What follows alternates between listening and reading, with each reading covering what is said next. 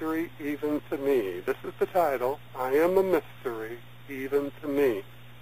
These two profound words, I am, have been the subject of almost all spiritual, metaphysical, and religious students and teachers at some point in time. They are far too important and powerful in our lives to dismiss or to not fully understand. Now, we could go to the Torah or the Holy Bible's Old Testament for hints of what these words mean, but we need to know more than even these sacred writings can provide for us. We need to know that these words speak to that inherent power within us to choose, and once we do choose, to realize that we can choose again in order to correct that which is necessary.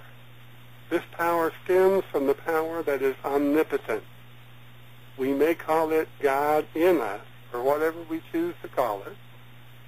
The fact of it is resident within our eternal soul and is not diminished by whatever name we call it or by what spiritual, metaphysical, or religious path we have chosen to gain knowledge of it. There is a tremendous amount of written testimonies to the truth that these words have power. That is, the power to direct the omnipotent power to work for us, through us, to work for us, through us. Now, for most of us, we rarely take the time to really identify ourselves. We really rarely take the time to identify ourselves with a great understanding of what it is, what our place is in relationship to life, our relationship to God, and our relationship to the world in which we live. Dr. Ernest Holmes tells us that we must identify ourselves with the object of our desire. We must think of beauty and peace, then we will attract peace and beauty. As we watch ourselves and see if we are believing that any condition or situation, past, present, or future, can limit our use of this divine law, if we do, we must rid our mind of it, because we are automatically causing the law to work through that limiting idea, that limiting condition. We are conditioning the law to our own acceptance. That is, this does not mean that we are limiting the law. We are merely saying, this is what I expect of life. In other words, you are believing that the possibility of your personal experience is already set up by your environment. And this is a misuse of those words, I am. We must remember, I am. Whenever we say those words, I am, we're putting power behind those words for that to be created for us. All the great mystics throughout the Bible taught that this was the truth. And many, many modern metaphysical teachers, men of great knowledge and awareness of spiritual mysticism, have taught the same thing. And even the contemporary minister, Joel Osteen, talks about the I am. Talks about the words I am. He doesn't talk so much about the consciousness of I am. That consciousness of the I am means that we must be aware that we are using the power that is omnipotent, working through us. Every time I say, I am living a healthy, happy life, that power works to create for me and ensure for me a greater healthy and happy life. Greater healthy and happy life. Does that mean that I'm trouble-free? Absolutely not, because my consciousness, as I go out into the world, my consciousness, as I interact with the people in my life, interact with the programs that I watch on TV, the politics that I read in the newspaper, my consciousness is always being subjected to whatever I bring to it. But we want to be very clear. Whenever we desire a healing of health, a healing of financial issues, a healing of relationship issues, whatever it may be, a career issue, we must be very firm that it is not us that's doing the work. There's a power greater than we are working through us, as us, for us. Or as the Mastermind Jesus said, it is the Father, that is the Spirit of power, the Spirit of intelligence working through us, as us, for us. He said, it is the Father that doeth the work. The Father that doeth the work. Now, the truth for most of us who have experienced this power and were aware that we were using it is that we don't know how it works. We just know that it does. And do we always receive the results we expect? No, we don't. Sometimes we receive far more than we expect, and sometimes we can't even identify that we received anything at all until a period of time has passed, and through reflection, we become aware that it has done the perfect work. It is this power of awareness that begins the process. We must be aware, we must know, we must expect, and we must never turn to anyone or anything else with the same expectation of power to do for us that which it, that is the power that created it all, must do. The power that moves through life, through us as life, moves through us as an image of its own divinity, so to speak, its own spirit, moved through us, created us in its own nature, which is spirit. As Jesus said, the Father is spirit, not a spirit, but spirit omnipresent, everywhere present, spirit omnipotent, spirit all-powerful, spirit omniscient, spirit all-knowing intelligence. We must know that. We must be aware, we must know, we must expect, and we must never turn to anyone or anything else with the same expectation of power to do for us that which it must do. And my hope is that these words from the book High Mysticism by the great Emma Curtis Hopkins, who was considered a teacher of teachers, will give each of us something to think about in a greater way. She wrote, people must learn the law of lifting up the face to the Lord Supreme, lifting up the face to the Lord Supreme, who worketh noble conditions of life into view. Remember, she wrote this in the late 1800s.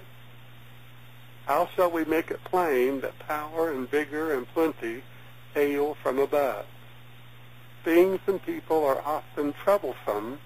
Mystical science teaches us to let them alone as if they did not exist and look up to the vast, vast countenance for 1 second of time, maybe 2 seconds, to have nothing to do with them, to cut the threads of attention toward them. The vast, vast countenance saith to us intuitively, I will set them in order before thine eyes. I restore to you the years the locust hath eaten. Have not locusts always been symbolic of domestic tormentings? Restorations hail from above. Expect greatly from above, and greatly shall restorations multiply. Prove me herewith, saith the Lord of hosts, if I will not pour you out a blessing, that there shall not be room enough to receive it. Now, we must understand, so is self-recognition awakened, so is new mind built, and so is hidden abilities set astir. But this great countenance from above is merely to look up, to look into ascendance, and to look up into infinity. The Mastermind Jesus stated the same thing. He was giving us the same instruction, the same good teaching, but he said it in a more simple, practical way. Jesus taught, look up and not down. Look up away from whatever it is that requires healing or correction. Look out into the infinity and know that the infinite power, presence, and intelligence shall respond to us by corresponding to that which we choose for ourselves and that which we believe for ourselves. And that's why it's so very important that we learn to understand that there's a power greater than we are, and we can use it, but we must consider ourselves worthy for it to work for us, through us. I am. I am. What do we say when I am? Do we ever say I am stupid, or I am sick, or I am poor, or I am unworthy? Or do we ever say, I am foolish? Or whatever we say, it's going to give us an experience that validates those words. So let's say the right things. Let's say the positive things. Let's tell the truth about ourselves. Let's give ourselves time to understand our relationship to God in a greater way, our relationship to life in a greater way. And let's learn to keep faith not only with God, because keeping faith with God alone isn't enough. We have to keep faith with ourselves as well, that we are the right and perfect instrument for God to use to create for us that greater health, that greater wealth, that greater situation and experience that makes us feel the joy of life in a greater way. I love these words from this. I'm not sure where these words came from. Dr. Robert Visser had these words in his archives when he passed from this life into the next. Dr. Robert Visser, who founded the Hollywood Church in Los Angeles, is titled, I Shall Keep the Promise. I shall keep the promise. Let's go over this. You can say it with me if you kind of remember it. You may even have seen it somewhere. It might have been something for the Optimist Club or a positive teaching from Dr. Norman Vincent Peale or someone. I shall keep the promise that I have made to myself. I shall never again tell myself that I am poor, sick, weak, nor unhappy. Think about these words. I shall keep the promise that I have made to myself. I shall never again tell myself that I am. Well, look at those words. I am. Underline them in your mind, how powerful they are. That I am poor, sick, weak, nor unhappy. I shall not lie to myself anymore. I shall not lie to myself anymore. Excuse me. But shall daily speak the truth to my inner soul, telling it that it is wonderful and marvelous, that it is one with the great cause of all life, truth, power, and action. I shall whisper these things into my soul until it breaks forth into songs of joy with the realization of its limitless possibilities. I shall assure my soul, and so it is. Amen. Now, we want to keep in mind that soul is just, in other words, synonymous with consciousness. Our soul is the image, likeness of God. The image, likeness of God. We are created in the nature of God, and that nature of God is our soul. It is our soul that advances in intelligence on this planet Earth. It is our soul that advances in power on this planet Earth. It's our soul that advances in whatever it is that we choose to do, whatever it is that we choose to be, whatever it is that we choose to possess. It is our soul that's going to acquire it. It is our soul that God must work through to work for us, through us. Absolutely it is. So let's listen to these words again. Start thinking about how natural this sounds, how uplifting it is to think about these words. You don't have to memorize them. Just think about them. Think about how they sounded when you heard, I shall keep the promise. I shall keep the promise that I have made to myself. I shall never again tell myself that I am poor, sick, weak, nor unhappy. I shall not lie to myself anymore, but shall daily speak the truth to my inner soul, telling it that it is wonderful and marvelous, that it is one with the great cause of all life, truth, power, and action. I shall whisper these things into my soul until it breaks forth into songs of joy with the realization of its limitless possibilities. I shall assure my soul, and so it is, amen, and so it is, amen. I want to remind us of those words from the great Lucille Ball. I thought they were just terrific words that we can all learn from and we can all take into our mind as the truth for us, so that we no longer allow ourselves to feel diminished in any way, shape, or form by the things that come into our experience.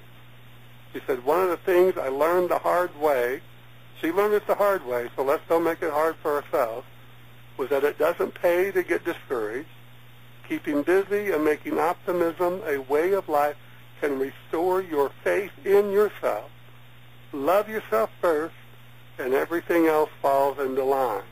You really have to love yourself to get anything done in this world. And let's remember those words from the scripture.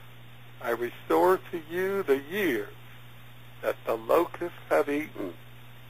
I restore to you the years that the locusts have eaten. Let's remind ourselves that this is the truth for you and me and for everyone.